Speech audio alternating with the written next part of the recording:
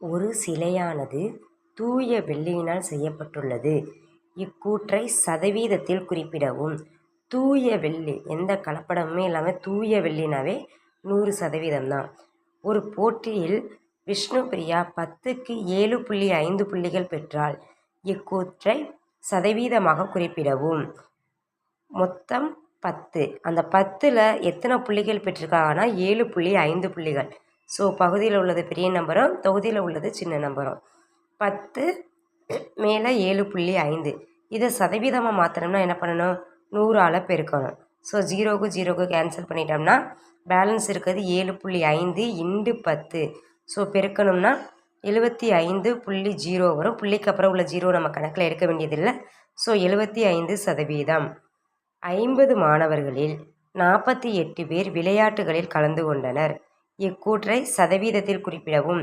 மொத்த மாணவர்கள் எவ்வளவுனா 50. ஸோ மொத்தங்கிறது பகுதியில் வந்துடும். எத்தனை பேர் விளையாட்டில் கலந்துக்கிட்டாங்கன்னா 48 பேர். ஸோ 48 தொகுதியில் போட்டுடலாம். அப்போ 48/50. இதை சதவீதமாக மாற்றுறதுனால 100ஆல் பெருக்கிறோம்.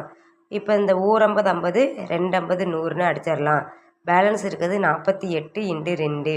ரெண்டையும் பெருக்கி போட்டோம்னா 96%. ஒரு நாளில் 6 மணி நேரம் என்பதன் சதவீதம் என்ன? ஒரு நாளைக்கு மொத்தம் எத்தனை மணி நேரம்? 24 மணி நேரம். அதில் எதோட சதவீதம் கண்டுபிடிக்கணும்? 6ஓட சதவீதம் கண்டுபிடிக்கணும். ஸோ 6/24. அதை சதவீதமாக மாற்றுறதுனால 100ஆல் பெருக்கிக்கலாம். இப்போ அடிக்கலாம். 1 6 4 24. அடுத்து 1 4 25 100. ஸோ பேலன்ஸ் இருக்கிறது 25 மட்டும்தான். 25%.